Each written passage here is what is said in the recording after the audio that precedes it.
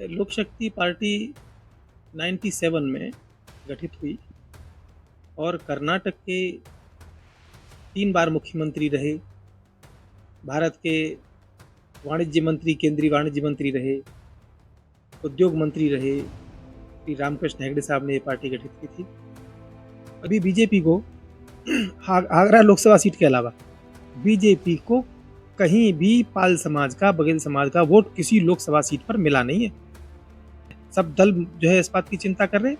जिस दिन से मैंने कार्यभार ग्रहण किया है, मैं नाम नहीं लेना चाहता हूँ, ऐसे दल जिनकी सरकारें रह चुकी हैं, 3-3, 4-4 बार जिनकी सरकार रह चुकी है, वो फोन करके मुझसे बात कर रहे हैं बघेल साहब। तो मैंने उनसे कहा कि अब सीट की बात नहीं होगी, अब सीटों की बात होगी। जोड़ लें, कोई एक छटना जरूर रखिएगा अपने पास, जिससे पता चलता रहे कि आपसे जो जुड़ने वाले लोग हैं उनकी भावनाएं क्या हैं। ऐसा है, मुझसे क्या खेलेंगे, उस मोड़ से भी हम आपसे खेलने का मेरा आशय है। जनता की जो भावनाएं आपसे जुड़ी और आपसे जुड़ने के बीच में वो कड़ी ऐसी ना जुड़ जाए, कम से कम एक छटना तो रखेंगे ना। ऐसा है, उस मोड़ से भी हम गुजरे हैं जिस मोड़ पे सब लुट जाता है। मुझसे क्या मुझसे नहीं। और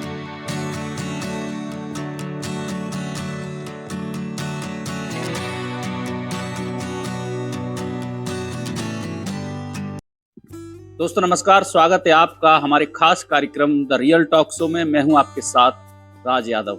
आज के हमारे खास मेहमान हैं देवेंद्र सिंह बघेल। आप लोक शक्ति पार्टी के राष्ट्रीय अध्यक्ष हैं। हाल ही में आपको ये जिम्मेदारी मिली है। उन्हीं से जानेंगे कि आखिर किस तरीके से वो जनता के बीच जा रहे हैं और अपने पदाधिकारियों से किस तरह से मुलाकात कर रहे हैं। सर, कार्यक्रम में आपका स्वागत। धन्यवाद। बघेल साहब, आपसे जानना चाहेंगे कि किस तरीके से ये जिम्मेदारी आपको मिली, क्योंकि पार्टी आपकी काफ़ी पुरानी है। थोड़ा विस्तार से हमारे दर्शकों को बताइए कि आखिर ये संघर्ष जो आप राजनीतिक रूप से लंबे समय से करते आए हैं, ये मुकाम आपको कैसे मिला? आपके कार्यक्रम में आपने मुझे बुलाया, बहुत बहुत धन्यवाद। लोक शक्ति पार्टी 97 में गठित हुई और कर्नाटक के 3 बार मुख्यमंत्री रहे।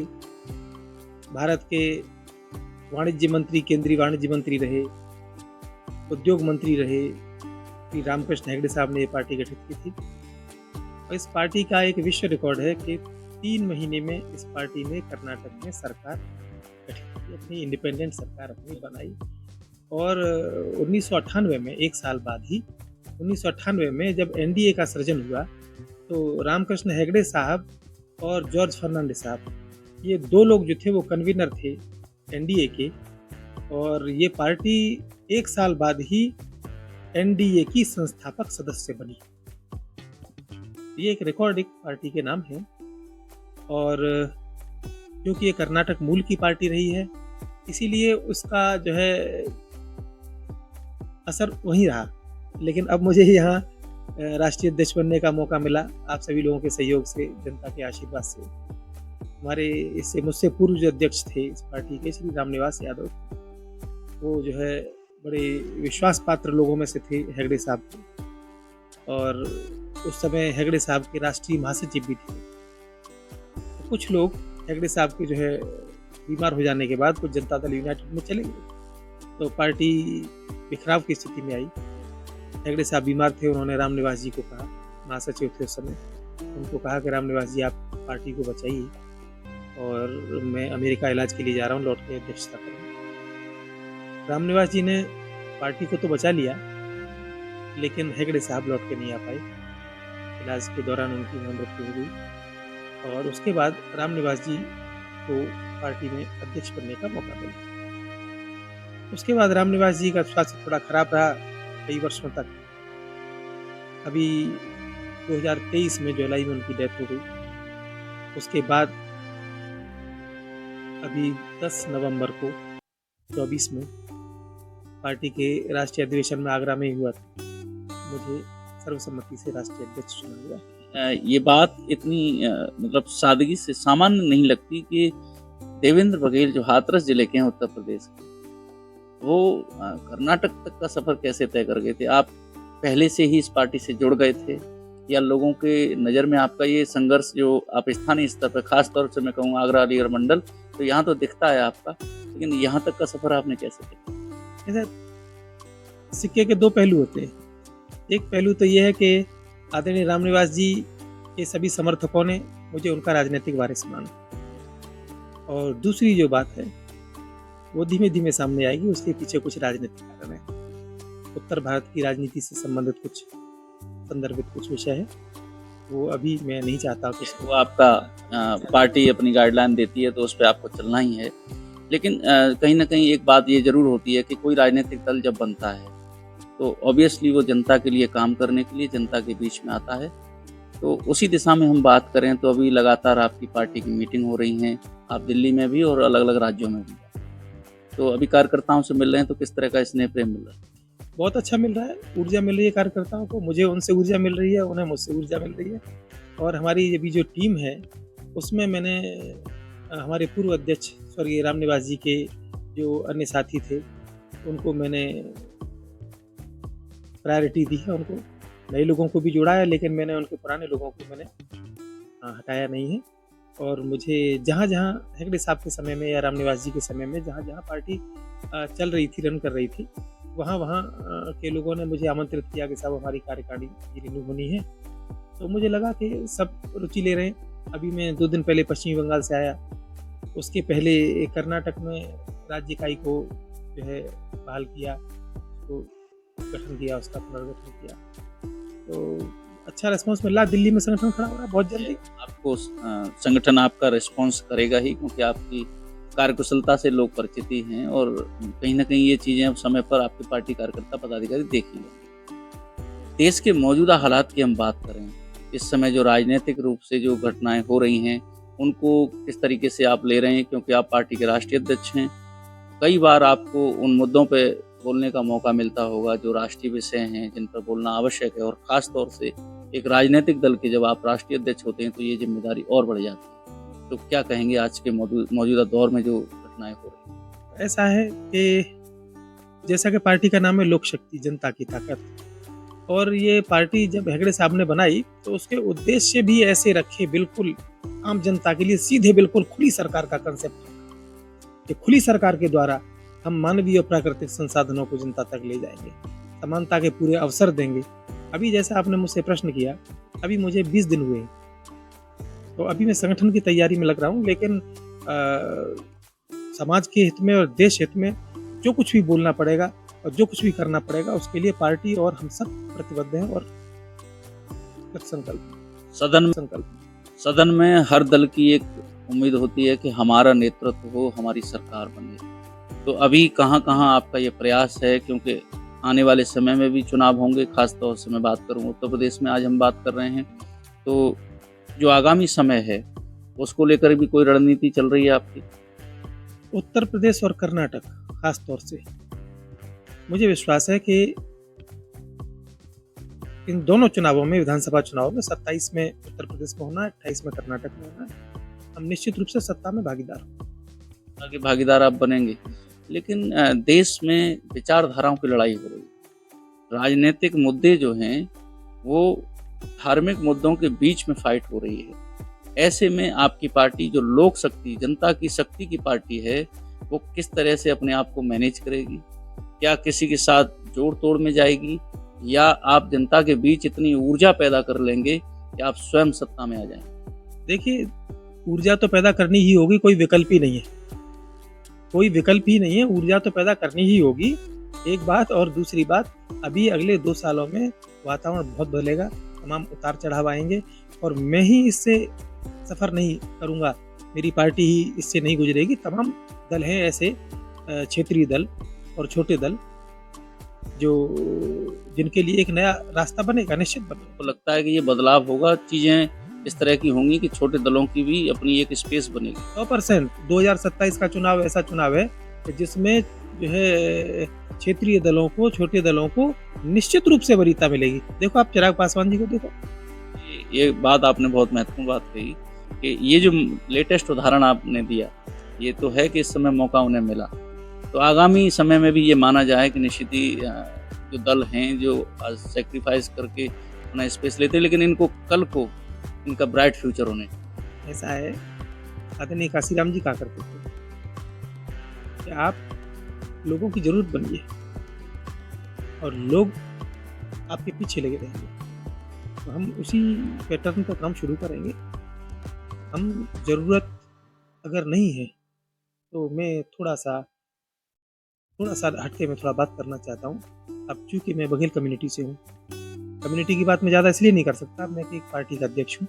लेकिन मैं उदाहरण के तौर पे कह रहा हूँ, अभी अपना दल का प्रदेश अध्यक्ष पाल, समाजवादी पार्टी का प्रदेश अध्यक्ष पाल, बसपा का प्रदेश अध्यक्ष पाल, अगर ज़रूरत नहीं तो सब पाल क्यों खेल रहे हैं? पाल की वजह से पाला बदल जाएगा, पूरा मतलब पार्ट बदल जाएगा आप नहीं, कह जब रहे हैं। उनकी पार्टी खड़ी हो जाएगी, उनका राष्ट्रीय अध्यक्ष होगा, तो फिर वो ये देखेंगे कि किराए के घर में रहना है कि अपने घर में रहना है। अरे पराया घर तो थूकने का डर।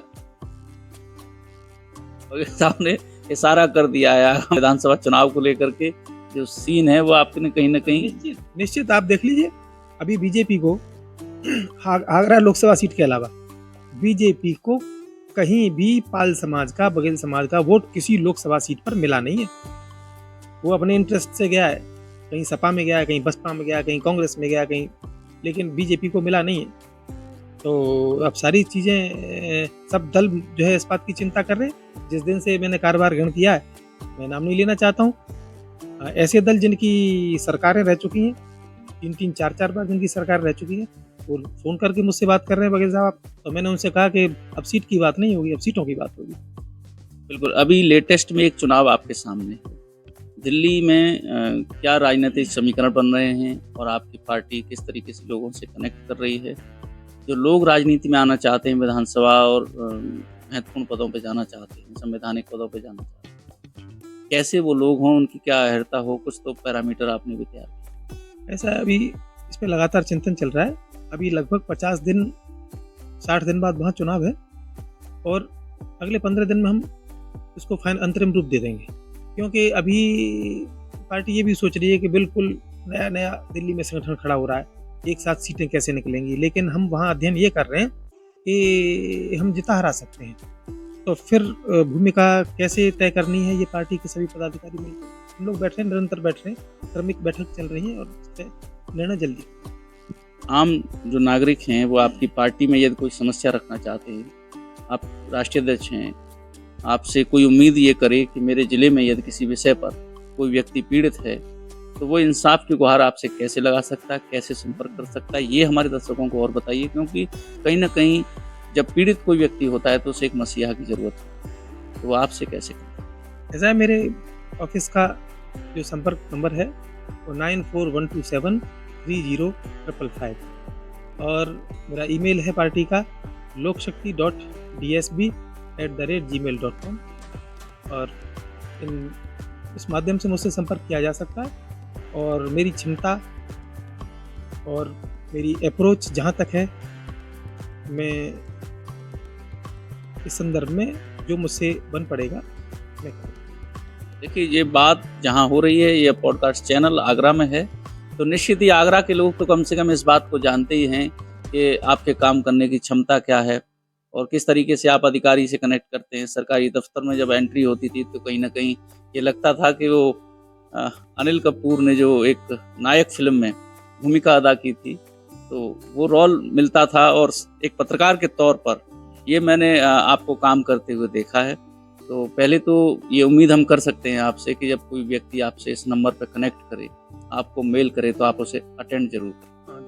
जरूर अटेंड होगा, बिल्कुल 100% अटेंड होगा।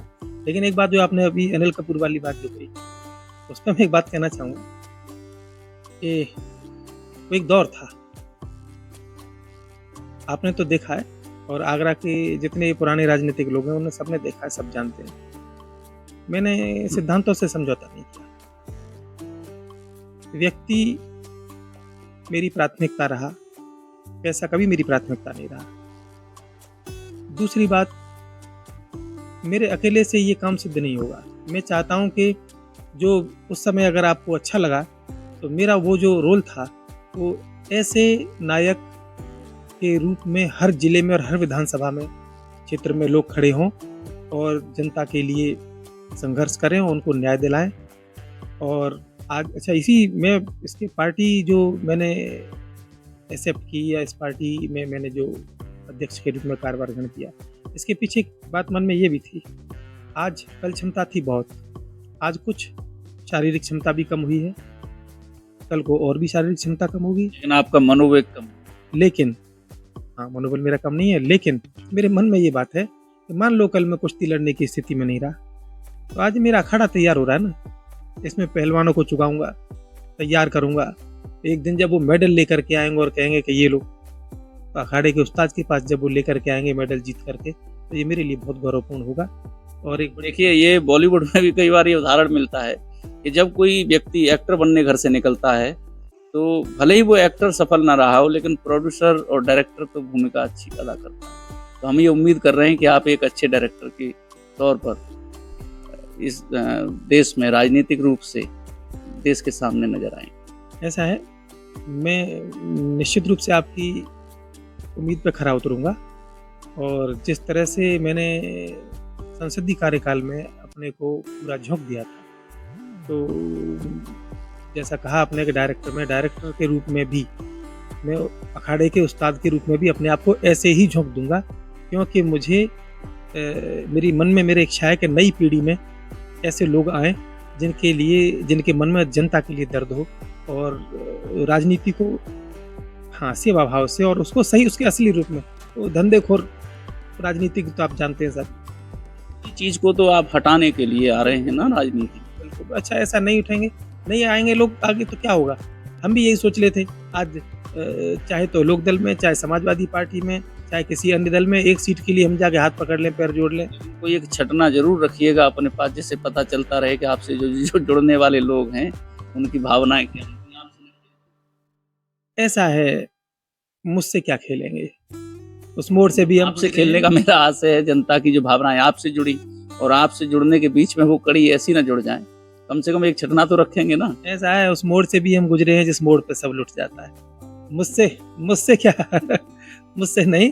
और ये चूंकि समाज और नई पीढ़ी के राजनीतिक प्रहरियों के निर्माण का विषय है, इसलिए इसमें कोई किसी तरह की कोताही नहीं होगी, और कम से कम मुझे बेवकूफ़ तो कोई नहीं बना सकता। बहुत शुक्रिया, आपने बेबाकी से अपनी बात रखी है। एक परिचय जो अभी आपने कहा कि मैंने संसदीय कार्य बड़ी ईमानदारी से किया था, तो आपको परिचय बता दें, आप हाथरस से सांसद आपकी पत्नी सारिका बघेल जी रहीं। आपने ही पूरी जिम्मेदारी के साथ जनता के उन कामों को देखा, और संसदीय व्यवस्था जो आप लेकर के आगरा में एक उम्मीद लेकर के आ रहे थे, उसमें कई सारी अड़चनें उस समय आ गई थी। शायद ये मौका आगरा ने खो दिया, लेकिन आप एक बड़ी जिम्मेदारी में हैं। उम्मीद यही करते हैं कि आप जनता के उम्मीदों पर, विचारों पर, और पार्टी ने जो जिम्मेदारी आपको दी है उस पर खरा उतरेंगे। हाँ, मैं प्रयास करूँगा इसके लिए, क्योंकि मेरे हाथ में प्रयास है। मैं पूरी ईमानदारी इसके लिए प्रयास करूँगा, और मैं इसके लिए अपने आप को मैं एवर रेडी रखूँगा कि मैं समाज और जनता की कसौटी पर खरा उतरूँ। और शुक्रिया हमसे बातचीत के लिए, क्योंकि आपने दिल्ली से चलकर हमें ये समय दिया। आपकी व्यस्तता पूरे देश भर में रहती है।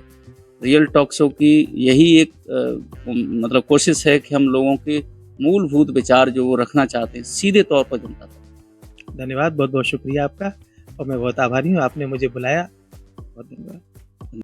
तो ये थे देवेंद्र बघेल जी, जिन्होंने अपनी बात को अक्षर से आपके सामने रख दिया है।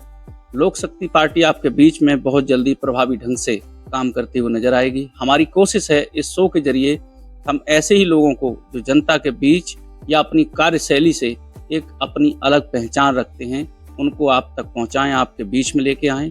इसी तरह की पर्सनैलिटी के साथ फिर होगी मुलाकात। नमस्कार।